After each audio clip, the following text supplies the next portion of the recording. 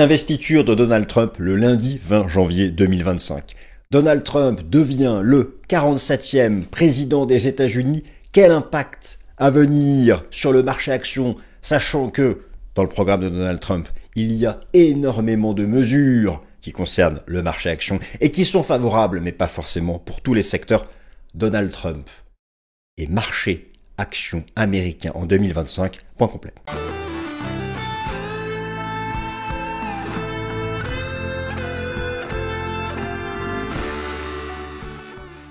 Chers amis, je suis ravi de vous retrouver pour la nouvelle édition du Top Gun. Ça y est, Trump est là, Trump arrive, Trump est arrivé. Trump prête serment. Alors ça dépend quand est-ce que vous allez regarder cette vidéo. Le lundi 20 janvier 2025 et au-delà, eh bien, ça y est, Donald Trump sera aux commandes d'une seconde administration sous Donald Trump, après celle qui avait eu lieu de 2017 à 2021. Voilà, après 2 mois d'attente, Donald Trump devient donc, après avoir été le 45e président des États-Unis, devient le 47e président des États-Unis. Quel impact sur le marché action américain? Sachant que la doxa s'enflamme depuis sa victoire début novembre 2024 sur le fait que Donald Trump est pro-business, avec un certain nombre de mesures favorables au marché action. Je vais être très précis dans cette nouvelle édition du Top Gun. Nous allons tout reprendre, j'ai tout repris, j'ai tout réorganisé, du fondamental, de l'analyse technique, 4 parties bien structurées. Nous allons commencer, chers amis, par les projets généraux de Donald Trump qui concernent le marché action. La base, c'est quoi? Vous connaissez la base? Sérieusement, vous connaissez? Faites pas peur, vous connaissez. La base de la base d'un programme politique en lien avec le marché action, oui, vous l'avez dit, la fiscalité. Et là, cela fait écho à sa première présidence, où il avait déjà à l'époque baissé le taux d'imposition sur les sociétés, je précise, le taux d'imposition fédéral. Attention, aux États-Unis, pour l'impôt sur les sociétés, vous avez l'impôt fédéral et ensuite l'impôt de chaque État, et puis les deux se conjuguent, donc finalement, d'un État à l'autre, l'imposition n'est pas la même, mais Donald Trump a la main sur le taux d'imposition fédéral, qu'il avait déjà baissé lors de son premier mandat, de 35 à 21%, et donc là, semble-t-il, le marché attend un décret rapide pour basculer à un taux d'imposition sur les sociétés, taux d'imposition fédérale de 15%. Mais il n'y a pas que ça, et donc dans cette première partie des mesures générales, il y a, je dirais, 2 points forts, 2 angles, 2 pierres d'angle. La baisse de l'imposition sur les sociétés, et bien sûr la déréglementation. Mais la déréglementation, ça veut dire quoi? Dans quel secteur? Finance, banque, santé, industrie, crypto-monnaie et les autres. Je vais essayer d'être précis, mais donc, effectivement, la base, c'est ça. L'investissement public, le soutien au marché action, l'America First, la protection des industries américaines via les tarifs douaniers, la baisse de l'impôt sur les sociétés, la baisse de l'impôt fédéral, des programmes d'infrastructure massifs, et donc la déréglementation. Ça, c'est la base, et nous allons commencer par ça. Deuxième partie, S&P 500 et Donald Trump. Qu'en est-il pour cette semaine, pour la tendance de fond? Nous avons des seuils techniques liés à sa victoire depuis novembre dernier. Où en sommes-nous? Je vais tout reprendre sur l'indice S&P 500 dans la seconde partie, la partie chartiste, la partie quantitative, le sentiment du marché, le positionnement institutionnel. Troisième partie, et c'est là où on va rentrer dans des choses intéressantes, où je me suis j'ai un peu bossé pour vous quand même. Et c'est bien marrant de dire que oui, Donald Trump, c'est favorable au marché action, la baisse de l'impôt sur les sociétés, etc., etc. Bon. Alors, il faut être plus précis. Vous n'êtes pas sans savoir que les actions du S&P 500 sont classées au sein de 11 super secteurs. Ensuite, il y a des industries, des sous-secteurs, etc. Mais les 500 entreprises du S&P 500 sont classées au sein de 11 super secteurs. Quels sont dans les détails les mesures promises, prospectives, qui pourraient être favorables à tel ou tel secteur? Et ensuite, vous utilisez typiquement un site comme TradingView, où pour chacun des 11 super secteurs, vous avez la liste des actions. C'est comme ça que vous allez faire un bon travail de screening, de recherche, de stock picking. Donc, secteur du S&P 500, quels sont les secteurs à suivre de près? Finance, banque, énergie, je me relis parce que je ne veux rien oublier.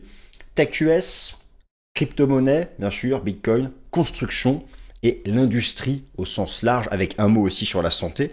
Pour chacun de ces secteurs, je vous donne le point de vue actuel de l'analyse technique et vous allez voir, il y a des choses hyper intéressantes. Et l'aspect fondamental, l'aspect valorisation, est-ce que ces secteurs sont chers ou pas? Et je vous ai trouvé des secteurs à la fois où d'un point de vue prospectif, on peut attendre des mesures de soutien de l'administration Trump, et en même temps, qui sont sur un support technique et qui ne sont pas chers ou moins chers que, par exemple, les stars de la tech US, d'un point de vue de la valorisation boursière. Il y a des trucs intéressants avec ces indices sectoriels sur lesquels on peut faire l'analyse technique, car je vais aussi vous donner le point de vue de l'analyse technique. Ensuite, quatrième partie, ça va être un peu long cette vidéo, guerre commerciale, risques et opportunités. Et oui, c'est là où effectivement rien n'est clair. Il y a des études qui ont été faites lors du premier mandat de Trump, enfin ont été faites après, sur l'impact de la guerre commerciale finalement sur la croissance économique et le marché action. Globalement, c'est neutre à légèrement négatif. Il y a l'aspect inflationniste, il y a l'aspect logistique, il y a l'aspect bien sûr d'abord mettre en avant les produits américains, mais le temps que ça prend. Bon, risques et opportunités de cette guerre commerciale en lien avec le marché action sera la quatrième partie. Et enfin, cinquième partie, je vais vous redire bien sûr un mot sur les taux d'intérêt du marché qui se sont pour la partie longue approchés de seuils d'alerte importants. Et donc, je vais vous faire le suivi du 10 ans américain. Donald Trump, 47e président des États-Unis, quel impact prospectif à venir pour le marché action en 2025? C'est parti. Chers amis, c'est parti. Donald Trump est là. Impact sur les actions américaines en 2025, bien sûr. Alors, ça dépend quand est-ce que vous regardez cette vidéo. Si vous regardez la vidéo le lundi 20 janvier, matin et heure d'Europe occidentale, ben non, Donald Trump n'est pas encore le 47e président des États-Unis. Mais si vous la regardez au-delà et tout au long de la semaine, oui, ce monsieur de, je sais plus quoi, 78, 79 ans, je me demande, nous, dans quel état physique on sera au même âge, bon, eh bien, est le 47e boss des States. Et donc, les 5 parties que je viens de vous décrire, je vous les ai remises ici à l'écrit, et nous commençons par la première partie, les projets immédiats de Donald Trump pour le marché action, les grandes généralités. Commençons par les généralités pour remettre la base de la base, et ensuite je vais dans cette vidéo rentrer dans les détails, notamment de l'aspect sectoriel. Alors, quoi de mieux qu'un tableau pour rassembler ce qui est répété partout à tout va, les projets généraux favorables de Donald Trump pour le marché action américain. Les projets de Donald Trump pour les marchés financiers sont nombreux et concernent plusieurs secteurs du marché action. Il y a tout d'abord une mesure générale, la base. La baisse de l'impôt sur les sociétés. En 2017, Trump avait baissé le taux d'imposition fédéral. Alors j'insiste, attention, je parle du taux d'imposition fédéral. N'oubliez pas qu'aux États-Unis, vous n'êtes pas sans savoir qu'aux États-Unis, vous avez donc l'imposition fédérale et l'imposition au sein de chaque État. Les deux se cumulant, mais donc, et ça varie vraiment d'un État à un autre. Hein. C'est pour ça qu'il y a une histoire de... Bref. Mais donc, voilà, Trump a la main sur la partie de l'imposition fédérale. Et donc, il avait baissé le taux d'imposition sur les sociétés de 35 à 21%. Il pourrait le réduire dès les débuts de son mandat à 15%. À suivre. La déréglementation est la seconde mesure phare attendue en particulier pour les secteurs de la finance, de l'énergie et de la santé. La déréglementation, ou en tout cas moins de réglementation, ça va dépendre des secteurs. L'idée étant bien sûr pour Donald Trump d'agir essentiellement en faveur du secteur financier et en particulier en assouplissant certaines règles pour permettre aux banques et notamment régionales d'accorder des financements plus simplement. Alors, Trump souhaite particulièrement favoriser l'activité des banques US nationales et aussi des banques régionales. Je vais vous faire un point sur les banques régionales US dans la partie sectorielle quand on va regarder les graphiques. Bien sûr, les secteurs des crypto-monnaies et de l'intelligence artificielle devraient être aussi favorisés par la nouvelle administration. Je vous rappelle qu'un conseiller spécial a été nommé pour ces deux secteurs, IA et crypto-monnaie, M. David Sachs. Et je vous rappelle aussi que le nouveau patron de la SEC, Paul Atkins, choisi par Trump, est un défenseur des crypto-monnaies. De manière générale, ce sont des mesures pro-business qui sont attendues pour tous les secteurs industriels de type America First. Il n'y a pas que l'industrie automobile, l'industrie au sens large, la défense, la construction, les matériaux et bien sûr l'industrie pétrolière qui est toujours hyper favorisée. Ce fut le cas par Donald Trump lors de son premier mandat. Pour les GAFAM, c'est plus incertain. Il souhaite une réglementation moins stricte. On sait par exemple que récemment les patrons et notamment les patrons de Meta et d'Amazon se sont rapprochés de lui. Donc pour les GAFAM, nous allons voir exactement, ça risque d'être vraiment en lien avec le comportement des managements des stars de la tech et leur relation directe avec Donald Trump. Donc réduction des impôts, déréglementation, ça on va y venir plus tard dans la vidéo, la politique commerciale, notamment les tarifs douaniers. Alors, Trump ne dirige pas la politique monétaire ni les taux d'intérêt, mais je vous ai déjà fait des vidéos pour vous expliquer qu'il avait l'arme de la communication publique pour agir sur la politique monétaire, sur le dollar, sur les taux d'intérêt du marché, des investissements publics, de grands projets d'infrastructure, d'investissement, ça devrait booster le secteur des matériaux et de la construction. Et enfin, régulation technologique, il s'est souvent opposé à une réglementation trop stricte, il est pour la liberté d'expression.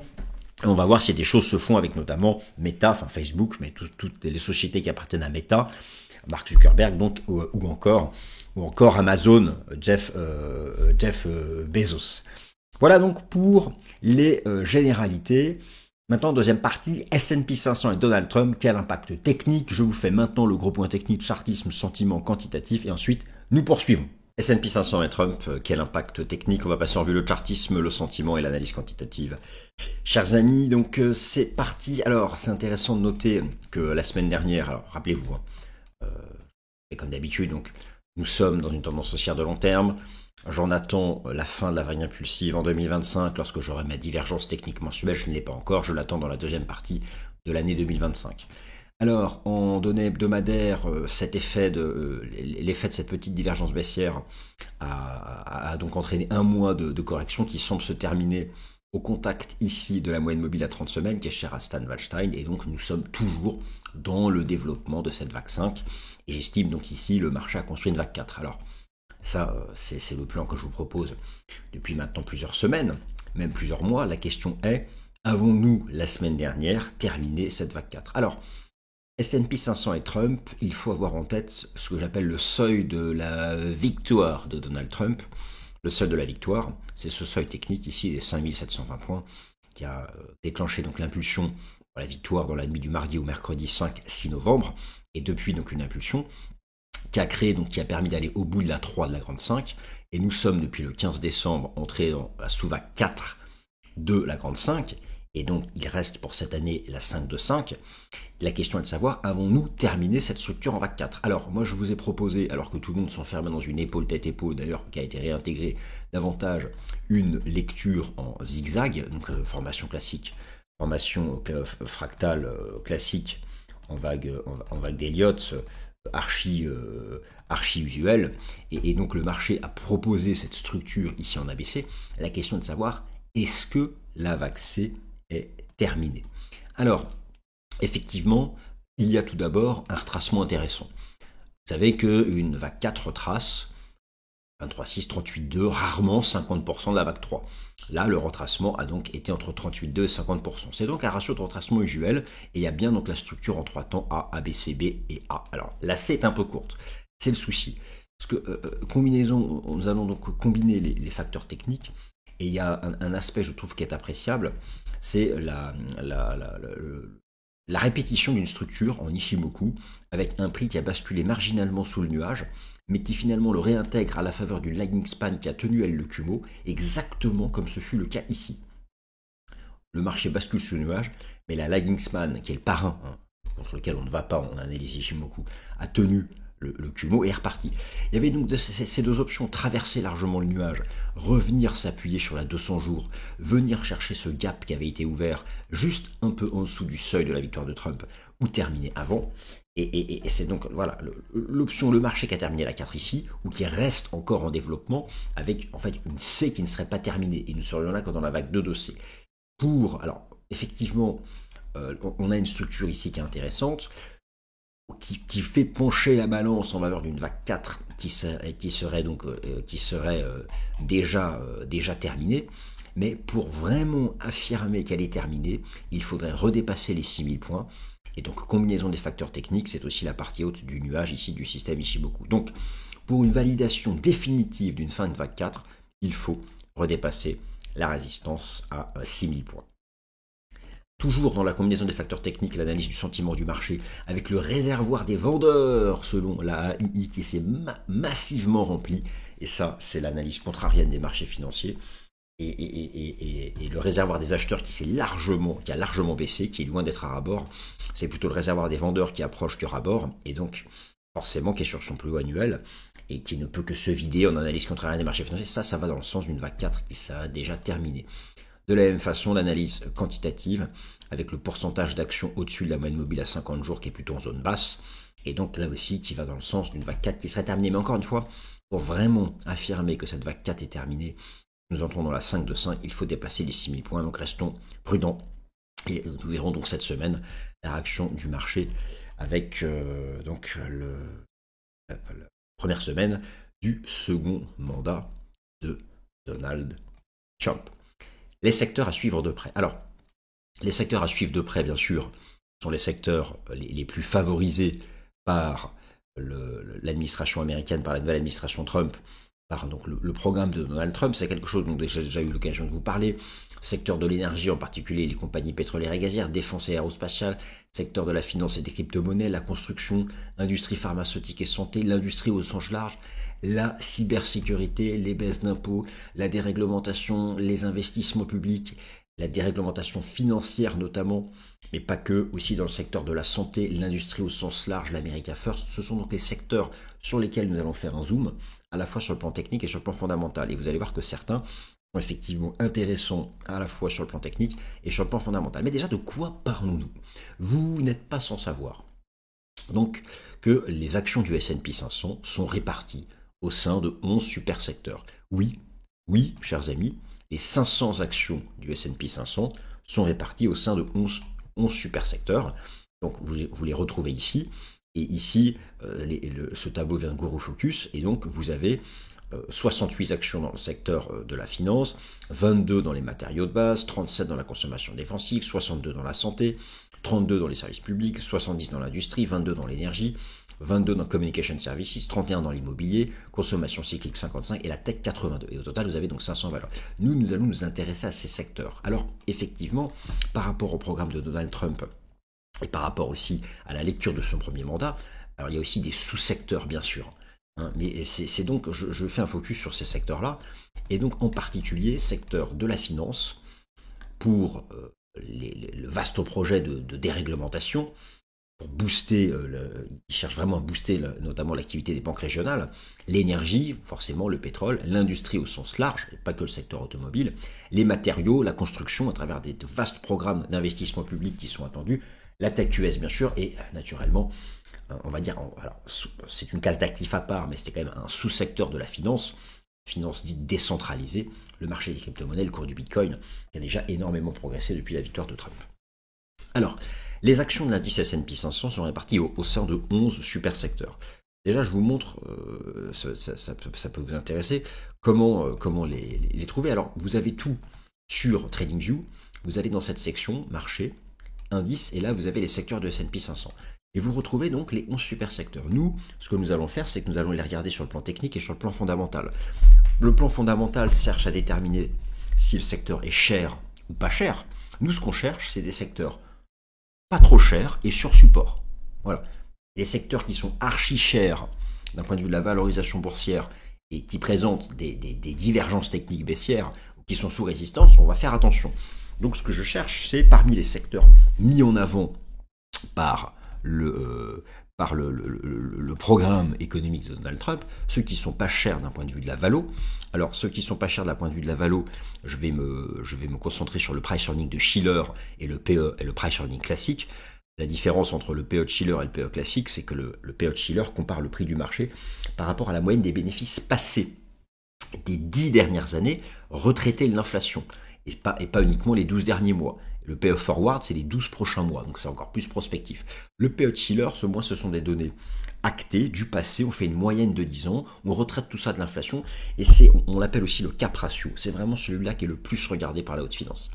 Donc on va regarder si les secteurs sont chers ou pas déjà par rapport au S&P 500, et ensuite, est-ce que le secteur est cher par rapport à son historique propre. Donc par rapport à son historique propre, et par rapport au S&P 500, pour parler un peu anglais. Donc, parmi ces 11 super secteurs, il est donc possible de faire l'analyse technique et d'analyser leur valorisation boursière. Nous allons donc analyser leurs graphiques respectifs et comparer la valorisation actuelle d'un point de vue historique et en comparaison avec le S&P 500. Commençons par le secteur, un des secteurs les plus attendus, le secteur de la finance, où dans le programme de Trump, il y a des projets de déréglementation, de dérégulation massive, Banque nationale américaine, Banque régionale américaine, secteur des crypto-monnaies. Eh bien, ce qui est intéressant, c'est que c'est un secteur qui est bon marché sur le plan de la valorisation boursière et qui suit en plus une tendance haussière bien construite sur le plan de l'analyse technique. Alors déjà, sur le plan de la valorisation boursière, vous avez ici donc le PE classique et le PE Scheller du secteur de la finance. Comparé à son historique passé, on voit que, par exemple, à la différence du secteur de la tech qui est sur des nouveaux records, le secteur de la finance est très loin de ses niveaux de valorisation des dernières années. Donc déjà, par rapport à son historique propre, c'est un secteur qui est pas cher. Et lorsque l'on compare maintenant le secteur de la finance par rapport à la moyenne du S&P 500, PE de Schiller de 19,80 contre 36 en moyenne pour le S&P 500, PE régulier de 16,70 contre 29 en moyenne pour le S&P 500, c'est un secteur qui est nettement moins cher. Et ensuite, nous allons le regarder sur le plan d'analyse technique. Donc, je vous ai montré comment les avoir sur TradingView. Le secteur ici donc de la finance. Et effectivement, donc, bougie japonaise mensuelle, hebdomadaire, journalier. C'est une belle tendance haussière, bien construite, bien guidée par sa moyenne mobile à 30 semaines, avec un RSI weekly qui est à nouveau sur support. Tout porte à croire que d'un point de vue technique et d'un point de vue fondamental, ce secteur puisse aller plus haut, donc en 2025. Le secteur de l'énergie, alors bien sûr l'énergie, le pétrole de schiste notamment, c'est un secteur qui est globalement moins cher que le S&P 500 et qui pourrait réaliser un breakout aussi en 2025. Je vais vous montrer le graphique en données hebdomadaires. Alors effectivement, c'est un secteur qui est plus ou moins dans sa moyenne, un peu en dessous quand même de valorisation des dernières années. Ce qui est plus intéressant, c'est lorsque l'on compare au S&P 500, le secteur de l'énergie, on voit, est un peu moins cher que la moyenne du S&P 500 en tenant compte du cap ratio et nettement moins cher en tenant compte du price earning régulier. Et ce que je trouve intéressant, c'est donc sur le plan de l'analyse technique, où vous avez cette belle structure ici. Alors, il est sous un niveau historique, il est sous une résistance historique. Mais on a une structure ici qui peut être lue comme une sorte de structure de continuation. Ici, il y avait une belle divergence baissière mensuelle. Elle a été épurée avec un retour du RSI à 50 en données mensuelles. Et donc, c'est une structure ici qui pourrait être de plusieurs années en plus. Et en cas de breakout, en fait de cette résistance, eh bien, c'est un secteur qui pourrait développer davantage sa tendance haussière. Alors le secteur de l'industrie au sens large, bien sûr, il y a énormément d'industries, de sous-industries, c'est sous-secteur, c'est pas une industrie moins bien qu'une autre. Eh bien c'est une tendance technique bien construite sur le plan technique et qui est vraiment valorisée dans la moyenne en termes de valorisation. Regardez, un cap ratio à 30 contre 36 pour le marché, un PE régulier à 27 contre 29 pour le marché. Et lorsqu'on regarde la valorisation du secteur industriel par rapport à ces données passées, on est en retrait des sommets. Donc là aussi, il peut y avoir quelque chose d'intéressant du côté du secteur industriel, de l'indice sectoriel des valeurs industrielles. Et si je le regarde donc sur le plan technique, c'est aussi une tendance haussière bien construite, au-dessus de la moyenne mobile à 30 semaines, au-dessus de la moyenne mobile à 200 jours, c'est haussier, avec un RSI weekly qui réagit bien sur 50, il n'y a pas de divergence. Quelque chose d'intéressant. Alors me direz-vous, ok, c'est bien marrant, mais du coup, quelles actions? Eh bien, je vous renvoie donc vers cette page ici, donc indice secteur S&P 500, et par exemple, pour le secteur industriel, eh bien, vous faites là, vous cliquez dessus, vous cliquez sur, et ici, vous avez les composantes. Et là, vous pouvez les classer par cap boursière, par tout un tas de critères, et vous retrouvez les composantes actions de ce secteur industriel américain. Donc c'est vraiment ici, avec cette petite TradingView, vous avez la possibilité de vraiment aller dans les détails de l'analyse sectorielle et des actions qui composent l'ensemble de ces secteurs. Ensuite, le secteur des matériaux, forcément. Alors matériaux, je parle matériaux, et c'est le secteur de la construction au sens large, qui est pareil, qui est une opportunité sur le plan de la valorisation et qui est surtout une opportunité sur le plan technique. Alors déjà, sur le plan de la valo, c'est vraiment un secteur qui est pas cher, qui est moins cher que le marché. C'est un secteur qui, par rapport à son historique de valorisation, est aussi en retrait de ses niveaux de cherté du passé. Donc il y a quelque chose, il y a un sujet de rattrapage ici sur le plan de la valorisation, tant du point de vue du S&P 500 que de l'historique propre de la valorisation du secteur des matériaux, le PE de Shiller et le PE régulier, ici. Et je vous ai trouvé un truc sur le plan technique qui n'est pas dégueu. Sur le secteur des matériaux, vous avez ce superbe support, ici en données hebdomadaires. Il y a cette belle ligne de tendance sur laquelle on a un début de réaction. Et donc je ne serais pas surpris en fait que, voilà, que cette tendance haussière redémarre. Vous avez ici une sorte de canal, et donc qu'on puisse aller chercher en 2025 une partie ici à nouveau un peu plus haute de ce canal haussier sur le secteur des matériaux construction du S&P 500. Et pour accéder aux valeurs, donc vous faites comme ça, vous allez ici, vous cliquez sur le secteur des matériaux, vous allez dans les composants et vous pouvez donc les classer par exemple par capitalisation boursière.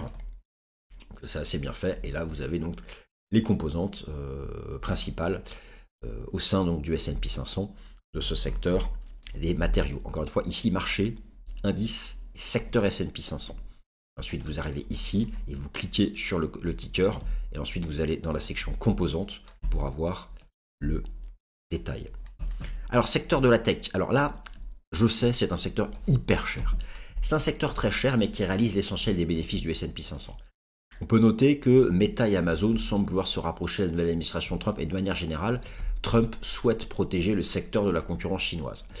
Alors, c'est un secteur, si vous voulez, je pense que même s'il est cher, même s'il est tout en haut, qui va continuer de développer de la tendance haussière, oui, c'est archi cher. PE de Shiller de 57, contre une moyenne de 36 pour le S&P 500. PE régulier de 41, contre une moyenne de 29 pour le S&P 500. Qui a envie d'acheter à ce prix-là? Je vous l'accorde. Si c'est la première fois, si vous n'êtes pas déjà dessus, bon, c'est un peu compliqué. Vous arrivez peut-être après la bataille, mais c'est encore ici où il y a des perspectives de bénéfices qui sont solides. Donc moi, je ne serais pas surpris que les Nvidia, que les Meta, que les Amazon fassent de nouveaux records en 2025. Une tendance haussière se relance plusieurs fois, mais ne se retourne qu'une fois. Bon, ça peut tout à fait encore se relancer en 2025, même si oui, c'est un secteur qui est juste hyper cher. Alors, hyper cher, il y a eu un petit reflux fin 2024, donc pourquoi pas finalement repousser un peu davantage. Mais oui, en termes de valo, nous sommes sur des records historiques pour le secteur de la tech, qui en plus est beaucoup plus cher que le S&P 500 en général. Et donc, vous pouvez le reprendre sur le plan de l'analyse technique. Le secteur, alors oui, effectivement, il est tout en haut, oui, ça commence un peu à diverger. Bon, ok, très bien. Moi, ce que je vous dis, c'est que tous les tests de la moyenne mobile à 200 jours s'achètent. Donc, si vous avez l'opportunité d'avoir une des Magnificent Seven, une des stars de la tech, revenir au contact de la moyenne mobile à 200 jours, c'est une opportunité.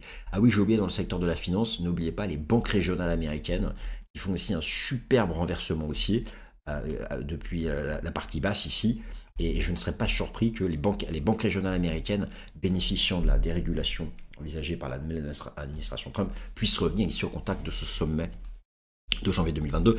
Et de manière générale, dites-vous bien une chose, pour la haute finance, tant que le marché se maintient au-dessus de la moyenne mobile à 200 jours, c'est bullish. Et bon, et là, je veux dire, c'est sur le, tous les retours du secteur de la tech, même des actions des Magnificent Seven au contact de la MM, de la moyenne mobile simple à 200 jours, c'est ici une opportunité. Alors bien sûr, le secteur Bitcoin et crypto-monnaie, ça je ne vous apprends rien. Bon, c'est pas un sujet que je traite ici sur cette chaîne, mais quand même, Donald Trump a nommé un conseiller spécial à l'intelligence artificielle aux crypto-monnaies, David Sachs. Il a nommé à la tête de la SEC pour remplacer Gary Gensler Paul Atkins, les deux étant archi favorables aux crypto-monnaies. On attend des détails sur la réserve stratégique de Bitcoin. Il y a énormément de projets, beaucoup d'attentes vis-à-vis du marché des crypto-monnaies. Et c'est bien sûr une tendance haussière qui a encore du potentiel technique. Et moi, je vous confirme, si vous me regardez sur d'autres chaînes, ma cible minimale entre 128 000 et 140 000 $ pour le premier semestre de l'année 2025 sur le cours du BTC. Avec en plus, vous avez pour la première partie de l'année 2025, une répétition de cycle archi favorable. Je compare ici le cycle actuel avec le cycle de 2016 et de 2020 en tenant compte du nombre de jours depuis le halving, et je ne serais pas surpris que d'ici la fin mars, Bitcoin atteigne de nouveau record. Alors, ça voilà, pour la partie sectorielle. Alors, attention quand même à une chose. Effectivement, il y a beaucoup d'attentes vis-à-vis des mesures pro-marché action, pro-business de Donald Trump. Attention aux effets de la guerre commerciale. Naturellement que Donald Trump, on attend un effet positif. L'impact positif recherché par Donald Trump sur le marché action. Donald Trump, ce qu'il veut, c'est réduire ça. Il veut réduire le déficit commercial. La Chine, le Mexique, l'Allemagne, le Japon, le Canada. C'est son obsession. Il a le sentiment que ces pays lui volent de l'argent. Avec les droits de douane, Donald Trump cherche avant tout à réduire les importations américaines pour réorienter les flux acheteurs vers les produits américains. Il cherche aussi activement à faire baisser le dollar américain et les taux d'intérêt, même s'il n'a pas la main en direct, c'est la Fed. Il peut, lui, agir via la communication publique. Il cherche donc déjà à protéger le secteur de la tech, électronique, matériel informatique et logiciel, les géants de la tech comme Apple, Microsoft et surtout les fabricants de semi-conducteurs. Il cherche bien sûr à booster l'industrie aérospatiale américaine et à faire face notamment à la concurrence dans le secteur aérien, le secteur de l'énergie, en particulier tout ce qui est pétrole de schiste, gaz naturel liquéfié. Là, il va agir massivement pour soutenir ce secteur et le protéger de la concurrence étrangère. Pour la partie agricole, de la même façon, là je ne vous apprends rien. Bon, l'administration Biden a déjà bien profité de la guerre en Ukraine sur ce sujet, mais là aussi, pour Donald Trump, c'est important d'avoir un dollar qui ne soit pas trop cher, trop fort, pour augmenter l'attractivité des produits américains, même dans le secteur agricole, mais aussi dans le secteur chimique, pharmaceutique, le secteur industriel au sens large, et l'industrie automobile notamment, et notamment se protéger donc de l'industrie automobile chinoise. Donc oui, ça tout le monde a compris les effets recherchés, à la fois à travers les tarifs douaniers, un dollar qui ne soit pas trop fort, et des taux d'intérêt qui ne soient pas trop forts. Tout ça, oui, on se dit, ça peut soutenir le marché action américain. Mais attention aux contre-mesures et attention aux effets court terme de cette guerre commerciale. C'est compliqué pour les entreprises. Il peut y avoir des risques de la guerre commerciale. Tout d'abord, l'augmentation du coût des importations. Si le dollar se déprécie trop, eh bien, ça augmente le prix des produits importés. De la même façon, les tarifs douaniers augmentent le prix des produits importés. Et ça peut créer des difficultés pour des entreprises américaines dont tout le système logistique est orienté vers l'importation de ces produits en provenance de Chine. Donc si d'un coup ces produits deviennent plus chers, ça peut créer, dans un premier temps du moins, des tensions inflationnistes. Le temps que les entreprises se retournent vers les produits américains. Donc il y a un coût logistique, bien sûr, à ne pas sous-estimer. Et il peut y avoir un effet négatif dans un premier temps sur les marges des importateurs. Donc il faut faire attention à ça. Et effectivement, cela peut dans un premier temps créer de l'inflation. Et qui dit créer de l'inflation, maintenir des taux d'intérêt plus élevés. Et là, ça peut produire un effet négatif sur le marché action du fait de la taux d'intérêt et du fait du maintien d'une politique monétaire plus dure de la part de la Réserve fédérale des États-Unis. Alors attention, la guerre commerciale, ce sont surtout des secteurs industriels. Ce sont surtout des secteurs industriels. Je rappelle que l'économie américaine est une économie de services. Donc les risques inflationnistes liés à la guerre commerciale concernent en fait une petite partie du PIB américain. Donc là, attention. Mais effectivement, vous avez là la guerre commerciale. Il y a une incertitude massive sur les effets que cela va avoir sur le marché action en général, le marché action mondial, le marché action américain. Donc là, l'arrivée de Donald Trump, l'impact sur le marché action, ça va être le sujet de l'année. Il va falloir détailler en fonction des détails, parce que finalement, ces menaces de tarifs douaniers peuvent aussi se traduire par des accords commerciaux avec les pays. Vous avez par exemple potentiellement un nouveau gouvernement allemand fin février, si l'alliance CDU-CSU prend le pouvoir, on sait qu'ils veulent s'entendre avec Trump. Et dans ces cas-là, s'il y a un accord commercial gagnant-gagnant, eh bien ce sera à la fois gagnant pour les actions américaines et gagnant pour les actions allemandes. Donc voilà, mais il y a énormément d'incertitudes par rapport à l'impact de cette guerre commerciale. Je termine par un mot rapide, le 10 ans américain, attention à la zone d'alerte macroéconomique, le seuil des 5% est en vue. Alors, Donald Trump n'a pas d'impact direct sur les taux d'intérêt, ça je vous l'accorde, n'a pas d'impact direct sur les taux d'intérêt, mais il souhaite clairement, à travers sa communication publique, produire un effet de repli. Pour lui, des taux d'intérêt en baisse, c'est pro-business, ça favorise l'octroi de crédit, ça favorise l'attribution de crédit, l'accès au crédit, bon, voilà.